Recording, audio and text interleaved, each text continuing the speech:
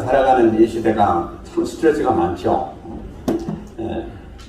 우리가 지금 지난주에도 한 주간 살면서 많은 아마 스트레스를 많이 받으셨을 거예요. 특별히 온도를 해가지고 일하시는데 너무 힘드셨을 줄로 믿습니다. 그런데 그것만이 아니고 우리가 살아가면서 이런저런 뉴스도 듣는데 그런 뉴스도 우리가 기쁘고 또 참 우리가 살맛이 나는 그런 뉴스는 거의 없고, 대개 뉴스 같은 거 보면 아주 힘들고 또 세상이 어떻게 된다 뭐 여러 가지 참 말들이 많고요.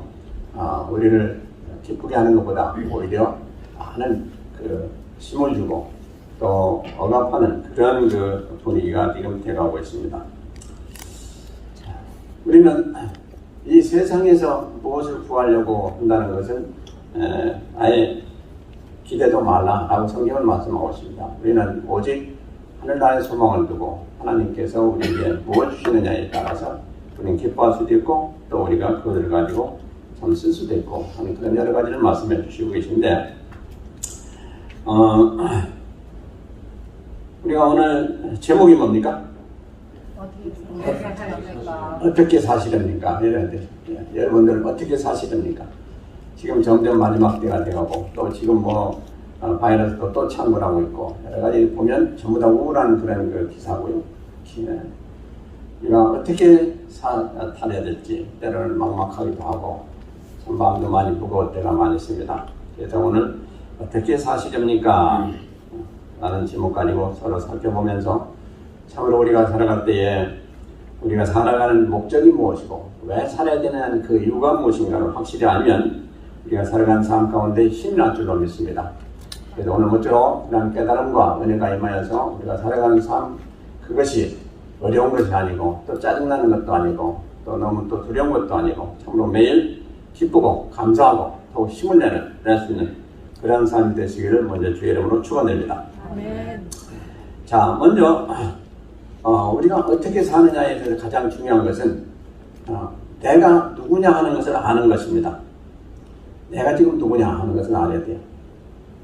근데 오늘 본문 말씀 보면 세 사람이 나옵니다. 세 사람이 종류된 사람이 나옵니다. 2장과 3장에 거쳐서 나오는데요. 세 종류의 사람들이다 하는 것입니다. 첫째로 뭐가 나오느냐? 육에 속한 사람이다 나옵니다. 육에 속한 사람. 이 사람을 성경에 말하기를 natural man이라고 합니다. natural man. 그러니까 자연적으로 태어난 사람. 누구나 다 태어날 때 다 바로 육에 속한 사람으로 태어난다 하는 말씀입니다. 그런데 이 사람의 특징은 뭐냐? 오늘 말씀이 하나님의 일을 받지 아니한다 되었어요. 하나님의 일을 받지 아니한다. 그러니까 무슨 말씀이요? 말씀을 믿지 않는다 하는 얘기인 것입니다. 그리고 말씀이 뭐라고 했든지 관계없이 자기는 자기 마음대로 사는 사람이 바로 육에 속한 사람이다 라고 말씀하고 있습니다. 그럼 14절 볼까요? 육에 속한 사람은 하나님의 성령의 일을 받지 아니하나니 저에게는 미련하게 보이며, 그래서 하나님 말씀대로 사는 것이 이들에게는 아주 미련하다 이 말이요. 왜 내가 그대로 살겠냐? 나는 나대로 살고 싶고 내 뜻대로 살고 싶은데 왜 하나님 말씀대로 살아야 되겠느냐 하는 것입니다. 이게 바로 누가 생각하는 거예요? 육에 속한 사람이요. 아주 제일 밑에 있는 사람이요. 하급 사람입니다.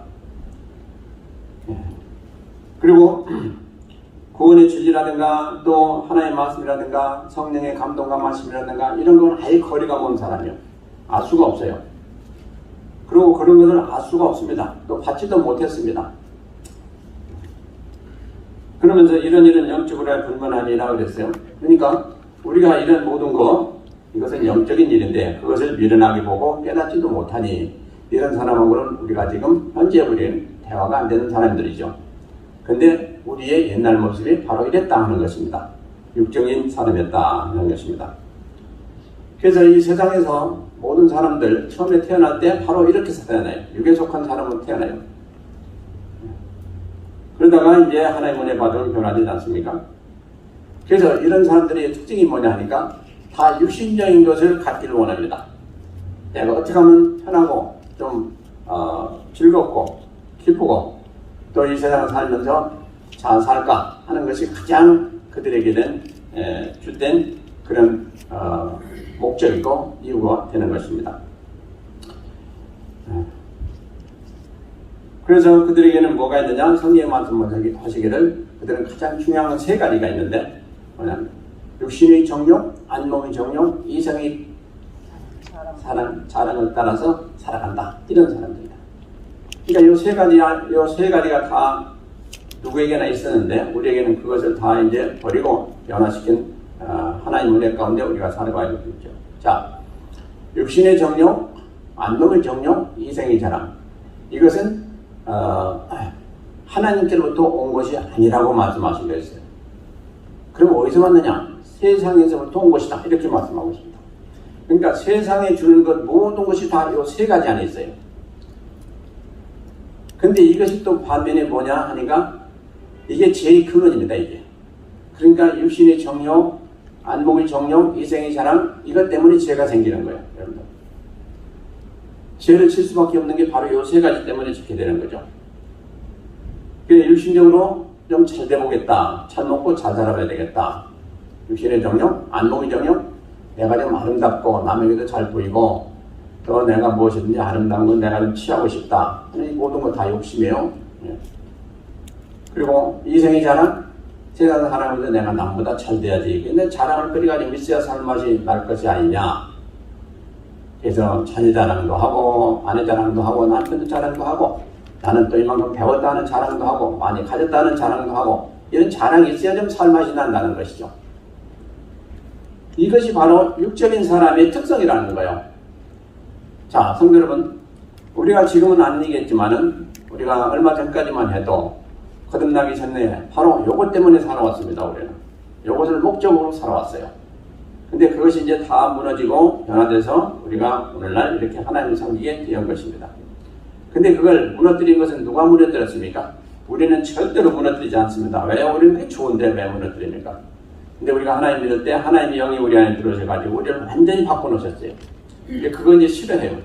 그리고 그것은 이제 아무런 가치가 없다고 여기게 되어 있어요. 그럼 우리 안에 무엇이 가장 가치가 있는 거냐? 우리 안에 계신 예수님, 그분이 가장 가치가 있는 분이다 라고 여기게 만들어졌고 그걸 믿게 되었어요. 그래서 우리가 오늘 여기에 앉아있고 예배 드리게 되는 것입니다. 그러므로 우리가 밝게 알아야 될 것은 이것은 세상이 주는 것이고 세상으로부터 온 것이고 하나님께로부터 온 것이 아니다 하는 얘기입니다. 이것을 항상 여러분들 기억하시기 바랍니다. 그래서 우리가 이런 마음 가지게 된 것은 후천적인 거라는 거예요. 다시 말하면 하나님이 처음에 아담을 지으실 때 이런 마음이 없었어요. 하나님을 잘 섬기고 하나님 은혜 가운데 가고 하나님을 즐거워하고 하나님 기뻐하고 사랑하고 하는 그런 마음으로 지어주셨어요. 그런데 이렇게 타락된 이런 마음이 있었던 것은 뭡니까? 다 마귀가 들어온 이후예요. 그러니까 마귀의 시험을 받아가지고 죄를 범한 이후에 있었던 그런 상태로 변화된 모습이 바로 이런 모습이에요. 이게 육에 속한 사람이다 하는 겁니다. 육에 속한 사람. Natural man. 이게 첫 번째 사람이에요. 그 다음에 두 번째 사람은 오늘 말씀이 3절에 보면 3장 1절에 보세요. 형제들아 내가 신령한 자들을 대함과 같이 너희에게 말할 수 없어서 육신에 속한 자 곧 그리스도 안에서 어린아이들 대함과 같이 하노라 그랬습니다. 육신에 속한 자, 그리스도 안에서 어린 자들과 같은 사람들이 이게 바로 육신에 속한 자다 하는 말씀이에요. 이 사람들은 그리스도를 체험한 자예요. 성령으로 거듭난 자예요. 그런데 아주 어린애 같아요. 아직도. 걔 젖만 먹어요. 근데 이들이 빨리 젖만 먹는 게 아니라 이제 밥을 먹고 빨리 자라가지고 이제 하나님이 원하신 일도 하고 씩씩하게 살아야 되는데 그게 아직도 안 된 그런 사람들을 지칭해서 뭐라고 하냐? 육신에 속한 사람이다 라고 말씀하고 있어요. 이들의 특징은 뭡니까? 누가 칭찬해줘야 좋아해서 또 하나님 일도 하고 그래요. 칭찬을. 그리고 누가 권면하고 너 잘못했더니 그렇게 하면 되겠냐 이렇게 해야지 하고 권면하거나 또 책망하거나 하는 건 아주 싫어해요. 그리고 쉽게 시험에 잘 들어요. 시험에 잘 들어. 그리고 또 하나님 믿을 때는 또 열심히 또 잘해요. 그러니까 뭡니까? 왔다 갔다를 잘해요. 그리고 시기가 있고 분쟁을 잘해요. 뭐라 하면 그걸 참지 못하고 싸워요. 그러므로 이 사람들은 어떤 사람들이냐? 로마서 7장에 있는 바로 그런 사람들인데 아주 심령에 항상 갈등이 많은 사람들이에요.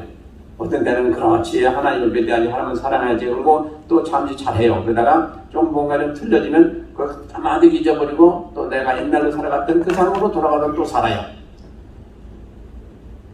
이런 사람들이 바로 육신에 속한 사람들이다 할 것입니다. 근데 이 사람들의 특징은 뭐냐? 아주 어리다 하는 얘기입니다. 우리 세상 말로 한다면 어린애 같은 그런 그 신앙을 가진 사람이 바로 육신에 속한 사람이다 하는 것입니다. 그래서 이 사람들은 어떻게 예측할 수가 없어요. 아침에는 잘했는데 저녁에 가보니까 완전히 딴판이야. 그런 사람들 있잖아요. 우리 자신을 잘 살펴봐도 그래요. 아침에는 내가 새벽 예배도 드리고 또 열심히 하겠다고 하나님 앞에 이렇게 기도도 하면서 열심히 했고 또 결심도 했는데 저녁에 보니까 웬걸 그렇게 못 살고 엉뚱하게 살아온 우리 자신을 보게 돼요. 그거 왜 그래요? 육신이 속에 있기 때문에 그렇다 하는 얘기인 것입니다. 그 다음에 이제 15절에 보면 2장 15절에 보면 신령한 자는 모든 것을 판단하나 자기는 아무에게도 판단을 받지 아니하느니라. 누가 주의 마음을 알아서 주를 가르치겠느냐? 그러나 우리가 그리스도의 마음을 가졌느니라. 신령한 자, 이게 바로 영적인 사람이에요. 신령한 자가. 그래서 이런 사람들은 뭐라고 됐어요? 영에 속한 사람이다. 그래서 하나님의 은혜 안에 거하는 사람들이다 하는 것입니다. 아주 하나님을 알고 그건 뭐 당연히 기본적인 것이고 그 다음에 이제 하나님의 은혜와 능력을 받아서 상생한 분량이 이르는 그런 신앙생활을 하고 있는 그런 사람들이다 하는 것입니다. 근데 이 사람들의 특징은 자기 자신보다 하나님을 기쁘시게 하는데 포인트를 두고 살아가는 사람들이에요. 하나님 말씀이 뭐라고 했든지 그 말씀을 자기는 생명같이 여기면서 살고자 하는 그런 마음과 뜨거움이 있는 사람들을 말씀하고 있어요. 그리고 그 영적이기 때문에 이 세상 모든 걸 다 분별해요. 저 사람은 이렇구나, 저 사람은 이 단계구나, 이 사람은 단계구나. 또 성경 말씀을 볼 때도 깨달아지고 이해가 되는 거예요. 그리고 우리가 잘못했을 때도 우리가 잘못했다 하는 걸 금방 깨닫는 사람들이에요. 그리고 또 뭘 좋아하느냐? 하나님 앞에 기도, 말씀 생활 아주 좋아하고요. 또 우리가 남을 도와주기를 좋아하고 또 협력해서 하나님 일 하는데도 좋아하고. 왜냐하니까 그 안에는 성령이 계셔가지고 성령이 사로잡은 분이기 때문에 그런 마음이 저절로 생기게 되어 있어요.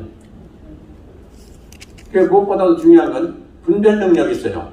잘못했으면 잘못했다. 그래서 빨리 얘기하고 잘했으면 잘했어. 하나님 앞에 영광을 돌려드리고 이 분별 능력이 아주 출중해요. 왜 그러냐 하니까 성령이 충만하면 우리가 그러면 다 깨닫게 되어 있고 또 그렇게 하고 싶은 마음이 저절로 생기게 되어 있는 거예요. 그래서 우리가 성경에 보면 수많은 귀한 사람들이 많이 나오는데요. 그 사람들을 보면 다 누구냐? 모세도 그랬고 아브라함도 그렇고 다 보면 성령이 충만한 사람들이에요. 다시 얘기하면 영적인 사람들이에요. 근데 그들이 처음에는 그렇지 못했어요. 그들도 역시 아브라함도 그랬고 모세도 그랬고 다 마찬가지였어요. 처음에는 그렇게 못했다가 나중에 하나님 은혜 받고 이제 영적으로 충만해지면 그들이 친실로 죽기까지 하나님 앞에 충성한 그런 모습들을 우리는 많이 보게 됩니다. 그래서 이렇게 우리가 세 사람의 부류를 살펴봤어요. 첫째 뭐라고 했어요? 육에 속한 사람이다. 두 번째 육신에 속한 사람이다. 세 번째 영에 속한 사람이다. 이 세 사람. 그러면 여러분 한번 자신을 살펴보세요. 나는 그럼 이 세 부류에 어디에 속했을까?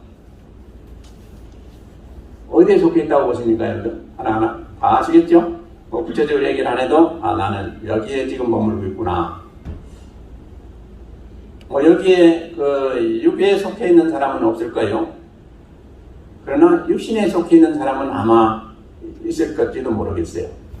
제가 바라기는 다 영적인 사람이 되기를 바라고 그렇게 되어지길 주의 이름으로 축원드립니다.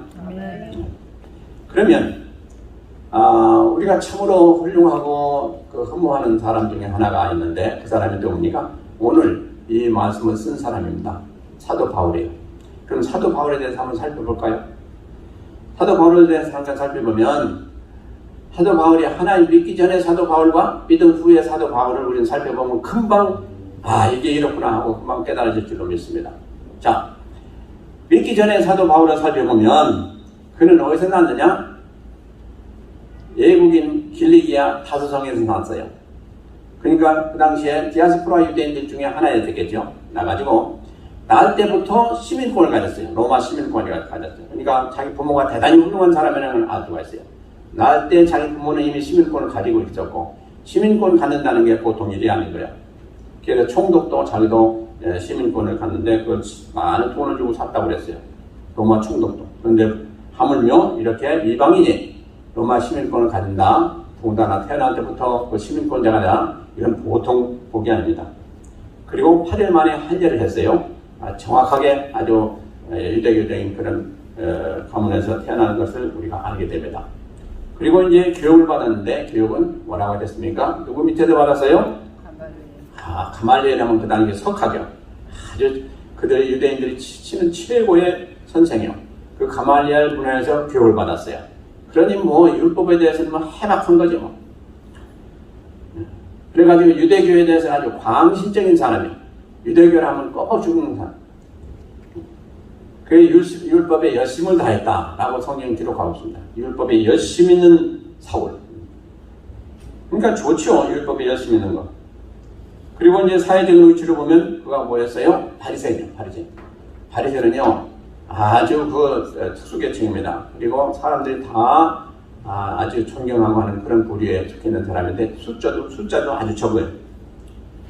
그리고 또 그 사람이 누구냐? 공회원 중에 한 사람이요. 공회원은 전국적으로 71명밖에 안 돼요. 한 사람은 대제사장이고 그 다음에 70명인데 이 사람들은 지금 이 시대로 말한다면 누구와 똑같으냐? 국회의원들과 같아요. 그런데 국회의원보다 더 훌륭한 사람들인 것이 사법부를 다 가져요. 그러니까 3부를 다 가지고 있어요. 입법부, 사법부, 또 행정부 이 다 가지고 있는 게 공회원이에요. 그러니까 그 중에 한 사람이에요. 그런데 그 당시에 이 사울이, 그러니까 바울이죠. 아주 젊었을 때 그랬어요. 벌써 젊은 나이에 그러한 사회적인 위치를 가지고 있었어요.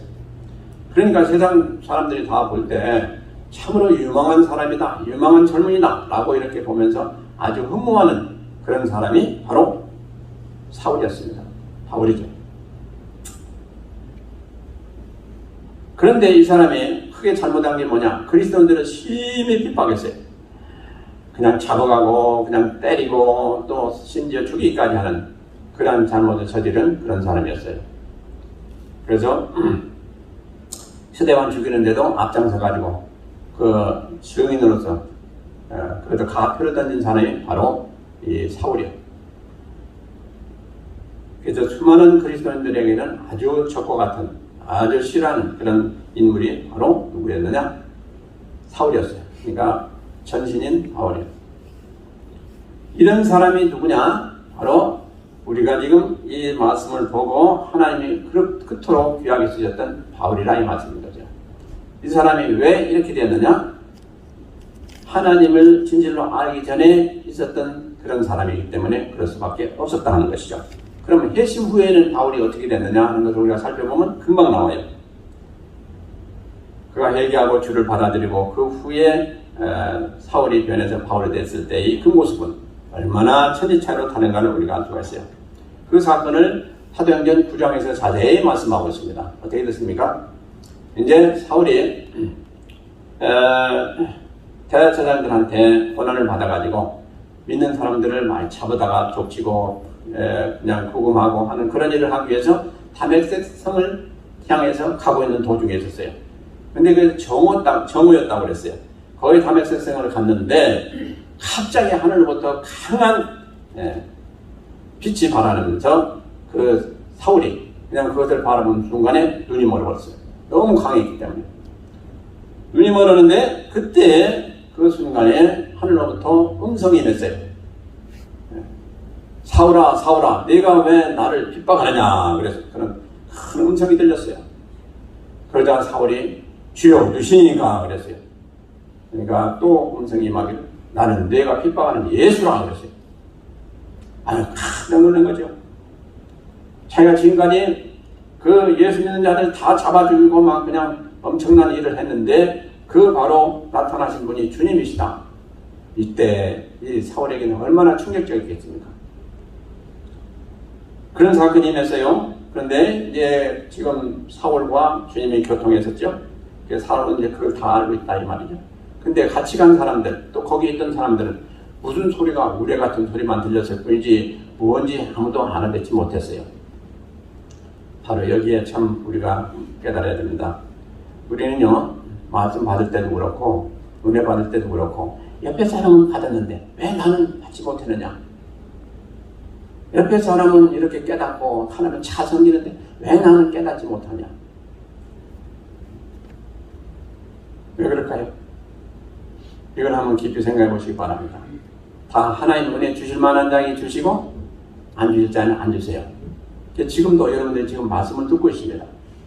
근데 어떤 분은 그렇지 그러면서 우리 자신이 참으로 이래서는 안 되겠다 하는 그런 생각도 들고 우리가 진리로 주를 잘 믿어야 되겠다 하는 그런 결단하는 마음도 드는가 하면 어떤 사람은 그냥 덤덤할 수도 있고요. 이게 바로 다 하나님이 은혜다 하는 것이죠. 그래서 우리가 사모하는 자에게 하나님 은혜 주신다고 되어 있어요. 그래서 오늘 말씀 받으시면 여러분들 사모하시게 되면 그 사모하는 가운데 여러분들도 알 수 없는 그 순간에 주님께서는 음성도 날려주시고 또 주님께서는 예비하신 은혜도 주시고 그 믿음도 넣어주시고 여러 가지 하나님께서 주신 은혜가 다 정도가 다르다는 것입니다. 그래서 모쪼록 우리가 예배드릴 때도 그렇고 아까 고집사님 말씀하신 대로 찬양을 몇 시까지? 2시까지? 그거 왜 2시까지 찬양을 하겠습니까? 그거 다른 사람들은 미쳤다고 했어요. 저 사람은 자지도 않고 무슨 뜻을 하나 그럴 거예요. 하나님 은혜 임하지 않으면 우리가 아무것도 할 수 없어요. 그렇죠? 그걸 누가 돈 주면서 하라고도 우리는 못해요. 그렇기 때문에 우리가 항상 하나님 은혜 안에 거해야 될 줄로 믿습니다. 하나님 은혜만 임하면 그야말로 강도가 변해서 하나님 제자가 되고 엄청난 일꾼이 되는 것을 우리는 많이 성경 가운데도 보게 되고 실질적으로 보게 됩니다. 그래가지고 이제 이 사울이 깜짝 놀랐지 않습니까? 근데 주님께서 뭐라고 하시니까 내가 이제 다메섹 성으로 들어가라 그랬어요. 들어가라. 그러니까 뭐 이제 보이지 않으니까 옆에 사람 부축을 받아가지고 다메섹 성으로 들어갔지 않습니까? 근데 그 반면에 또 주님께서는 다메섹 성의 한 제자 아나니아에게 이제 기도하고 있는 아나니아에게 명을 하십니다. 그러니까 이제 사울이라는 사람이 올 텐데 그 사람을 이제 안수해서 눈을 뜨게 하랍니다. 무슨 말씀을 그러십니까? 사울이라는 사람 우리 대적이고 우리 아주 원수인데 그 사람을 왜 눈을 뜨게 하라고 하십니까? 안 하려고 하는 거죠. 그러니까 암소리 말고 하라고 그랬어요. 앞으로 내가 귀하게 쓸 제목이다. 그게 이제 그렇게 했죠. 그러니까 안수하니까 그냥 눈에서 비늘 같은 게 떨어지고 이제 보게 되고 이제 또 그가 성령 충만함을 받아가지고 거듭나는 그런 역사가 임했다는 거죠. 할렐루야. 그게 사울이든 그렇게 살기가 등등해가지고 그냥 주를 믿는 자들을 잡아 죽이려고 하는 그런 사울이었다 할지라도 그가 지금 변화돼서 어떻게 됐습니까? 이제 어린 양같이 변해가지고 이제 주님을 믿게 되었지 않습니까? 그러니까 그제시로 나와가지고 그냥 유대인들을 불러 모아가지고 야 내가 옛날에 이렇게 주님을 핍박하고 했는데 아니다 그분이 진짜 하나님의 아들이다 라고 막 그냥 얘기하면서 구약의 말씀 다 들어서 하고 하니까 이 사람들이 이제 그냥 다 믿고 그렇게 됩니다. 그러니까 깜짝 놀란 거죠. 그게 어떤 사람들은 이게 미쳐가지고 지금 그간에 우리가 다 경계시해왔던 그리스도교를 믿고 이렇게 완전히 이게 변화됐구나 하고 죽이려고 그랬어요. 사울을 죽이려고 그랬어요. 그러니까 제자들이 그를 그 성에서 달아내가지고 피하게 했지 않습니까? 그래가지고 그들이 어디로 갔습니까? 하나님 인도하심 따라서 아라비아 사막으로 갔습니다.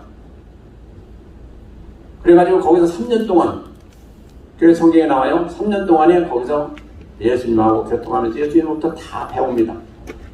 그래서 3년 후에 이제 나중에 돌아와서 또 사도들을 보게 됩니다. 그러면서 바울 사도가 이제 있죠. 바울이 뭐라 합니까? 나는 사도들한테 배운 것도 아니고 사람한테 배운 것이 아니다. 난 주님부터 직접 배웠다고 그랬어요. 주님으로부터 직접 배웠으니까 얼마나 올바르게 잘 배웠겠습니까? 그래가지고 주님이 무슨 사명을 주셨습니까? 너는 이제 이방 사도다 그랬어요. 내 일을 해야 될 이방 사도다. 그래가지고 바울은 분명히 자기가 무슨 사명을 받은지 알고 그때부터 이제 선교에 또 전도에 힘을 쓰는 그런 모습을 보지 않습니까? 그래가지고 그를 통해서 얼마나 많은 사람들이 변화되고 구원받고 또 얼마나 많은 교회들이 영향을 받고 세워지고 하는 그런 일을 우리는 성경 가운데 보게 되지 않습니까? 성도 여러분, 얼마 전만 해도 사울이라 하면 아주 그리스도인들이 아주 치를 떨었던 사람이에요. 근데 지금은 어떻게 됐습니까? 하나님이 순한 양이 돼가지고 죽으면 죽으라고 어디든지 다 가가지고 하나님이 하는 그런 바울이 됐다 이 말이죠. 그게 바울이 되고 싶어서 됐습니까? 강권적인 우리 주님의 역사와 은혜 가운데 되어진 것이 아니겠습니까? 이것을 한번 기억하시기 바랍니다. 이걸 기억하시기 바랍니다. 세상에 가장 망난이고 가장 그리스도교를 대적했던 이 사울이 변화돼가지고 바울에 대해서 그가 죽든지 살든지 불문하고 그는 끝까지 하나님을 위해서 최선을 다하며 살아왔던 그를 볼 때에 참 하나님은 오묘하신 분이다. 하나님은 못하실 것이 없는 분이다 하는 게 다시 한번 증명이 되지 않습니까? 그래서 이 바울을 통해서 우리에게 주신 교훈이 뭡니까? 로마서 8장에 보면 12절에 보면 우리 그리스도인들은 생명의 빚어진 자들이다 라고 이렇게 고백하고 있습니다. 우리 그리스도인들, 우리 모두가 다 생명의 빚어졌다. 왜 그래요? 예수님이 생명의 빚어졌어요. 예수님이 나를 위해서 돌아가셨으므로 우리는 예수님께 생명이 빚어졌는데 그 빚을 갚기 위해서 우리는 최선을 다해야 된다 하는 얘기인 것입니다. 바로 그 마음을 가지고 사도 바울은 죽을뚱살뚱하면서 사는 동안에 최선을 다해서 뛰었던 사람이에요. 자, 우리에게 그런 마음이 있습니까? 나를 위해서 대신 돌아가신 주님께 나는 생명이 빚어졌다. 그러므로 내가 사는 동안에 이 빚을 조금이라도 좀 갚아야 되겠다. 그런 자세로 우리가 살아갑니까? 네? 이게 대단히 중요해요. 그저 나는 주님이 살려주시니까 참 감사합니다. 그저 그러니 이제 나는 더 기쁨을 가지고 감사함을 가지고 내 마음대로 많이 살게요. 그런 자세는 아닙니까? 내가 누릴 건 이제 주님이 다 주셨으니까 이 모든 세상 것 다 누리면서 내가 잘 살아보겠습니다. 사도 바울은 뭐라 했습니까? 주님께서 나를 위해서 돌아가셨으니 이제 내가 사는 모든 것 다 주께 바쳐서 죽어도 살아도 주를 위해 살겠습니다 하는 고백을 한 사람이 사도 바울이에요. 우리도 그런 고백을 좀 해야 안 되겠어요? 나올만도 하죠 이제. 그리고 이제 오늘 말씀에 보면 육신의 소욕대로 살면 반드시 죽을 것이라고 그랬어요. 육신의 소욕대로 살면 반드시 죽을 것이로되 영을 위해서 살면 반드시 살 것이라고 그랬어요. 그러니까 우리가 육신적으로 사는 삶을 살게 되면 반드시 죽는다. 뭐예요? 지옥 간다는 얘기예요. 당연히. 그러나 하나님의 영을 받아서 성령의 도우심 받아서 그 영의 따름을 받아서 우리가 사는 사람은 반드시 하늘나라 가는 영원히 사는 그런 영혼을 얻게 된다 하는 말씀을 하시고 있습니다. 이게 틀림없는 말씀이에요. 육신대로 살면 반드시 죽는다고 그랬어요. 그러나 우리 안에 계신 성령의 뜻을 따라 살면 우리는 반드시 산다. 네. 아주 이게 원리 중에 원리입니다. 그러므로 우리가 어떻게 살아야 되겠어요? 육신의 소욕 따라서 아까 우리가 살펴본 대로 육신의 정욕, 안목의 정욕, 이생 사랑을 따라서 살면 반드시 죽는다고 했어요. 예외가 없어요. 어느 놈을 불문하고 반드시 죽어요. 그 죽는다는 게 그냥 우리가 목숨을 다해서 그냥 죽는 그런 죽음이 아니고 여기 죽는다는 것은 멸망당한다는 얘기예요. 다시 하면 지옥 간다는 얘기예요. 그러나 성령이 우리 안에 계신 성령의 뜻을 따라서 사는 사람은 반드시 산다. 반드시 하늘나라에 가서 영생을 누린다 하는 말씀인 것입니다. 그러면서 또 17절에서는 뭐라고 하느냐니까 로마서 8장 17절에는 하나님 자녀된 우리들은 하나님 예수님과 영광을 같이 받기 위해서 우리도 그가 당했던 고난도 함께 받아야 될지니라 라고 말씀하고 있습니다. 그러니까 지금 이것을 살펴보세요. 우리가 영광 받는 것은 누구를 통해서 받아요? 예수님을 통해서 받아요. 근데 예수님이 영광 받기 전에 어떻게 됐어요? 엄청난 고난을 당하고 돌아가시기까지 했어요. 그런 고난을 당하셨어요. 그러므로 우리도 예외가 아니라는 거예요. 우리도 예수님이 받으셨던 그런 영광 가운데 우리도 같이 그 보좌에 앉기를 원한다면 우리도 이 세상에 살아가는 동안에 예수님이 당하셨던 고난과 같은 그런 어려운 고난도 우리가 함께 받아야 할지니라 라고 성경을 말씀하고 있어요. 그러니까 우리가 지금 당하는 지금 코로나 바이러스니 뭐니 이거 아무것도 아니에요. 거기에 비하면 그렇잖아요. 뭐가 어째서 못합니다. 뭐가 어째서 못합니다. 핑계가 될 수가 없어요. 우리는 핑계가 없어요. 시간이 없습니다. 몸이 좀 여기저기 좀 아픕니다. 뭐 어쩌습니다. 뭐 어쩌습니다. 우리는 핑계가 너무 많아요. 가만히 보면. 저도 그렇고 여러분들도 그렇고 핑계가 많아요. 아니 주님이 있는데 핑계가 뭐 그렇게 많습니까? 주님이 하라고 하면 하는 것이지 뭐 다른 게 뭐가 있어요.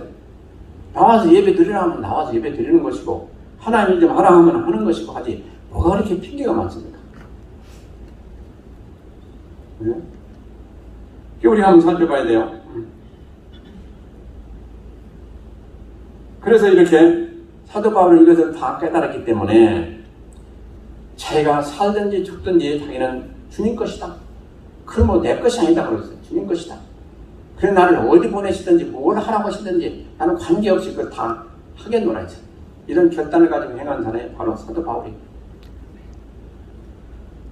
근데 아까도 우리가 살펴본 대로 처음부터 그랬습니까? 우리는 그 희망이 있어요. 뭐냐니까 사도 바울도 처음에 완전히 하나님을 대적했던 아주 원수 중에 원수였던 그런 인물이었는데 그가 변해서 이렇게 하나님 앞에 귀하게 쓰임받은 것을 보면 우리는 그런 정도는 아니었잖아요.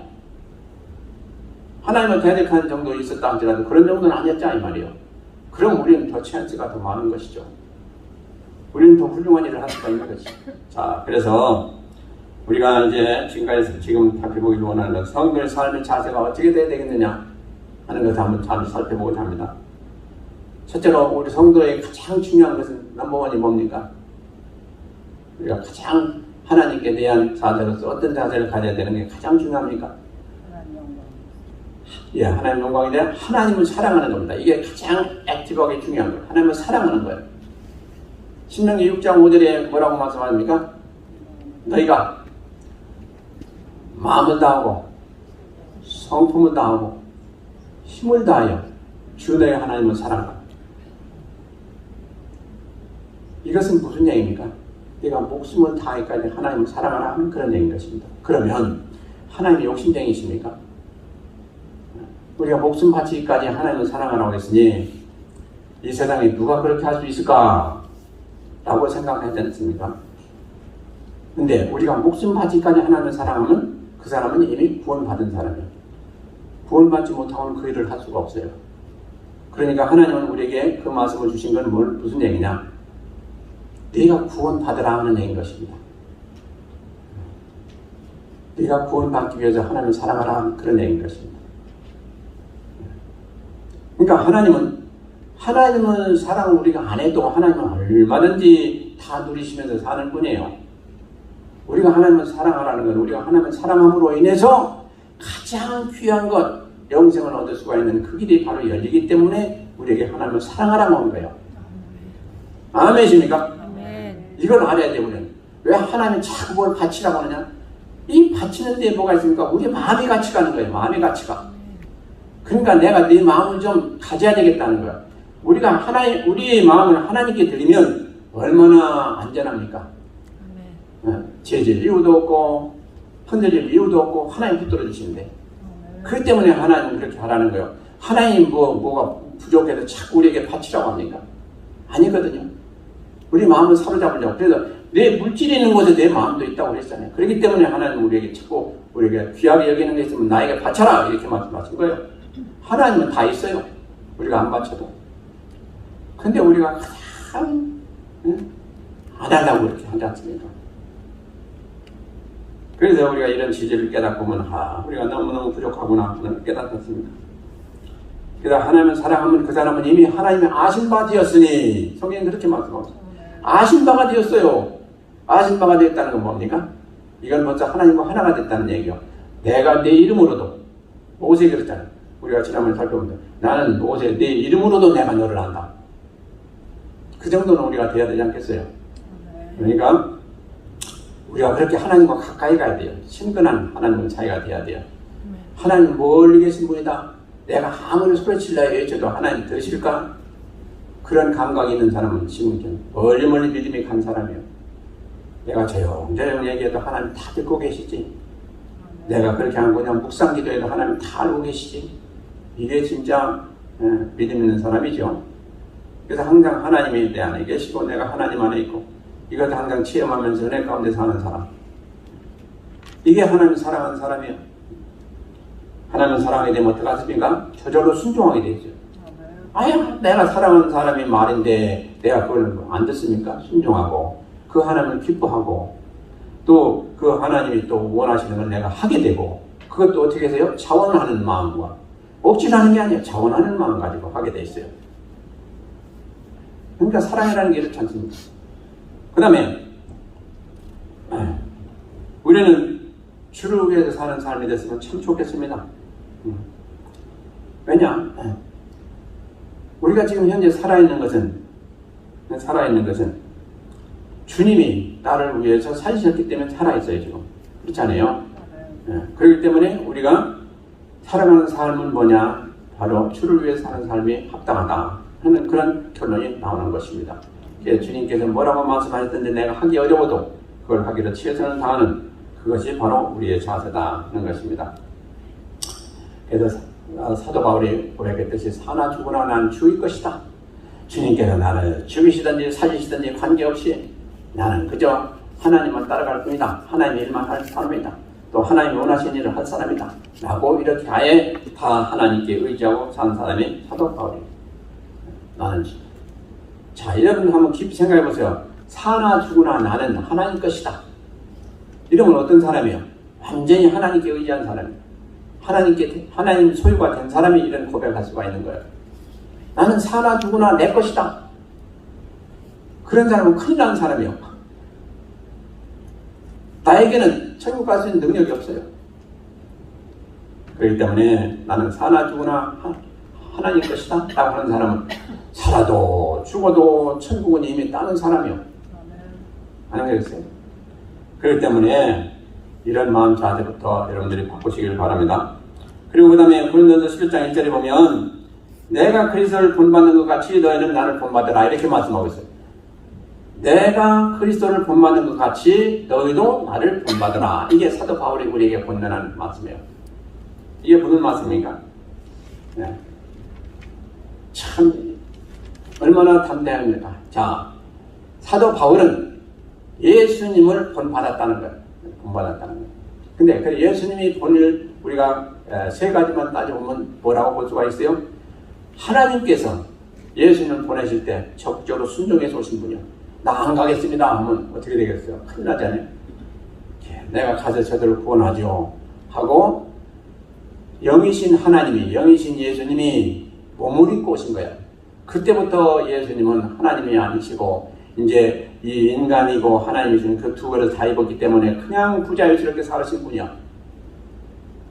하나님으로만 오셨으면 아이 뭐 먹고 마시고 모든 거 다 관계없어요. 할 필요도 없고. 근데 육신을 입고 오셨으니 주무셔야겠도 되고 매들마니까 너무너무 아프고 또 뭘 안 먹으면 또 배고프고 이거 다 겪으셔야 되는 분이 누구요? 하나님이신 예수님. 육신을 입고. 근데 그것을 하나님께서 명하시니까 예 하고 오셔서 그 일을 다 하신 분이 바로 예수님이요. 그러니까 무슨 얘기입니까? 예수님은 순종하셨어요. 그리고 십자가의 고난 다 그것도 받으셨어요. 그리고 또 어떻게 했습니까? 이 모든 것들을 다 그냥 억지로 한 게 아니고 자원하는 마음 가지고 했어요. 그러므로 이 본을 사도 바울도 똑같이 받아서 나도 그렇게 하고 있다는 얘기예요. 그러니까 무슨 얘기입니까? 하나님 말씀하신 대로 나는 지금 순종해서 내가 지금 이방 사도의 그런 사명을 지금 감당하고 있고 또 나는 언제든지 죽을 자세가 되어 있다 하는 그런 사명의식을 가지고 행하고 있고 또 나는 이 일을 내가 원해서 하는 것이 아니고 나는 하나님께서 분부하신 대로 그냥 그 모든 일을 다 내가 따라서 하는 자원에서 하는 그런 상태로서 하고 있다 하는 그런 담대한 믿음을 지금 자기가 고백하고 있는 것입니다. 그러면 성도 여러분, 우리는 지금 얼마나 우리 자신을 통해서 하나님 앞에 헌신하고 있는지 한번 살펴보시기 바랍니다. 하나님 말씀하신 거 얼마나 여러분들이 지켜 행하시기에 열심을 하시는지 한번 살펴보시기 바랍니다. 우리는 너무너무 거기에 거리가 먼 것을 우리가 살펴볼 수가 있잖아요. 근데 사도 바울은 딱 한 가지 목적이 있었어요. 그게 뭡니까? 하늘나라의 상급이었어요. 참 이렇게 하나님 은혜 가운데 자기가 하고 싶어도 하지만은 자기는 뭘 바라보고 했느냐? 하늘나라에서 하나님이 예비하신 멸관 상급 그걸 자기는 알기 때문에 그걸 바라보고 그것을 찾기 위해서 쫓아간다, 달려간다 그렇게 됐어요. 자, 이게 사도 바울에게만 주신 상급입니까? 우리 모두에게 주신 상급 아니에요. 지금 하나님이 다 예비하시고 계세요. 근데 그것을 향해서 여러분들이 매일 하루도 잊지 아니하고 하나님이 예비하신 그 멸관의 상급을 나는 꼭 받아야 되겠다 하고 그것을 위해서 그것을 향해서 여러분들이 기도하시면서 매일매일 열심히 살아가고 계십니까? 이게 사도 바울이 했다는 얘기예요. 이게 사도 바울이 이런 자세로 살았다는 얘기예요. 여러분들 매일 사시면서 멸관 상급 한 번이라도 생각해 보세요. 그냥 아침에 일어나니까 이렇게 살고 이렇게 정신없이 바쁘게 살았지 멸관 상급 생각해 봤냐고요. 하루도 잊지 말고 멸관 좀 생각해 보세요. 그러면 힘이 날 거예요. 살아가시면서 하루매일 더워서 죽겠다. 이게 빨리 하늘나라 갔으면 좋겠다. 그런 생각하기보다 하늘나라 가면 뭐예요? 또 빈터새로 가면 아무것도 없는데 아무것도 없진 않겠지만 그거 가가지고 진짜 좋은 그 번쩍번쩍 빛나는 그 멸관의 상급을 받아야 될 거 아니겠어요? 그래서 처음에 여러분들이 아침에 일어나서 오늘 또 멸관 상급 한번 외치면서 일어나보세요. 저도 아직까지 안 해봤어요. 한번 해보세요. 그럼 힘이 날 거예요. 그렇지 않겠어요? 멸관 하면 뭐 눈이 번쩍 뜰 거 아니겠어요? 아멘? 아멘. 예. 그래서 자, 성도 여러분, 여러분들 우리가 지금 살펴본 대로 바울이 생애를 살펴보면서 여러분들은 어떤 생각을 하셨습니까? 바울은 심판받을 때에 재판받을 때에 베스도 앞에서 지금 재판을 받습니다. 그리고 많은 그 유대 종교지도자들 앞에서 지금 재판을 받습니다. 그러면서 예수 그리스도를 증거합니다. 그러면서 거기서 무슨 얘기를 했습니까? 우리가 아는 대로 내가 지금 이렇게 결박되어 있는데 이 결박되어 있는 이유는 예수 그리스도를 증거함으로 결박된 것을 내가 압니다. 그런데 내가 단연코 여러분들에게 말하고 싶은 것은 여러분들도 예수 그리스도를 믿으시오 그랬어요. 믿으시오.